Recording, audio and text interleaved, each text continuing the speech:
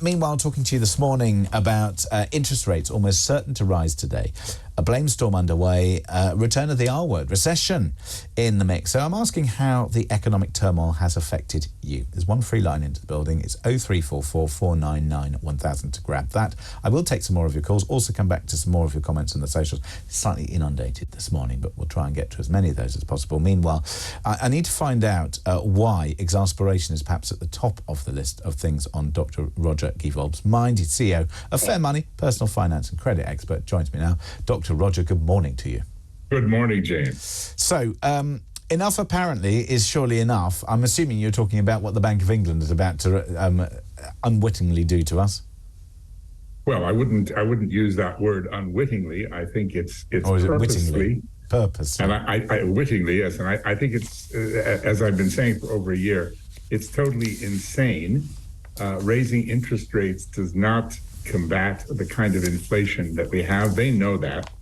And of course, the proof is that after 12 crushing rates, which have really damaged, if not destroyed, much British business, the mortgage market, people's lives and financial well-being, the property market, et cetera, et cetera, et cetera, inflation is still on the rise. It is not being controlled because they can't control it this way.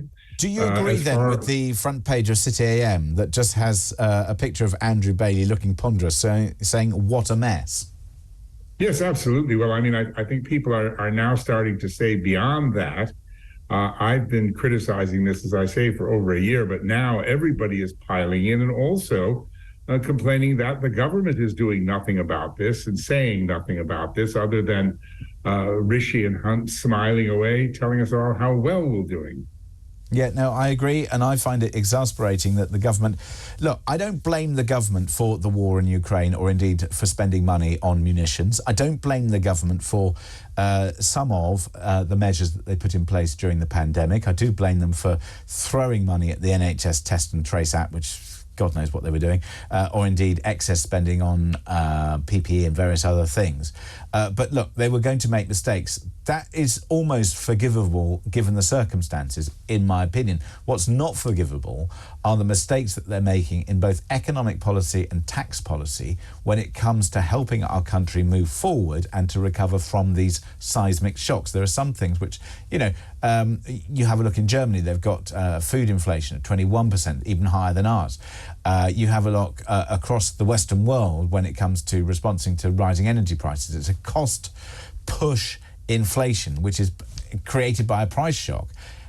When you have a price shock, you don't raise interest rates to deal with it.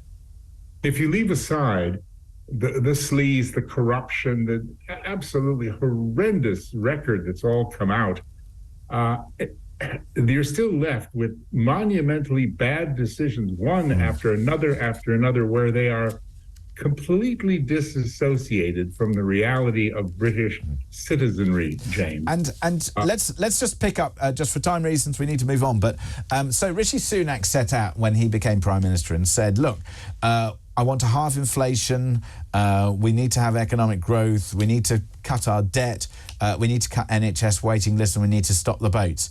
No. Failed on all of it. How's he doing? No. Failed on all of it. Failed on every one. Just starting with the last, our national debt of 2.6 trillion is now more than 100% of our gross domestic product. Congratulations, boys, especially you, Mr. Hunt, who wants to put us into an induced coma recession on purpose.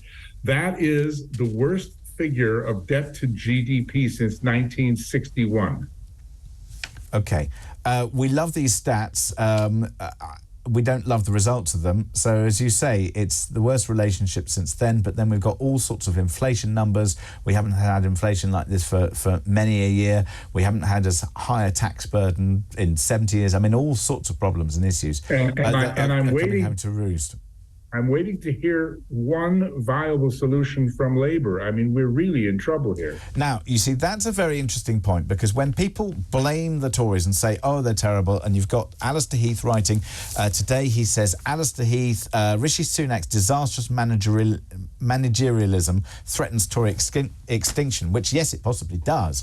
But then when you have a look at the alternative and you hear that all Rachel Reeves wants to do with the mortgage situation is to allow people to kick their mortgages into touch by turning them into interest only or to lengthen the terms, it's just like, what the hell are you talking about? Why haven't you come up with a plan that is remotely sensible? There's a simple solution. As in the States, mortgages mostly are fixed rate forever. Yes. And they actually they actually move with the house. If your buyer qualifies, so it's a personal he just takes loan. over your mortgage. It's a personal loan that you can move around. We could learn a lot of lessons. Just finally, apparently we've got more forms to fill out. Why?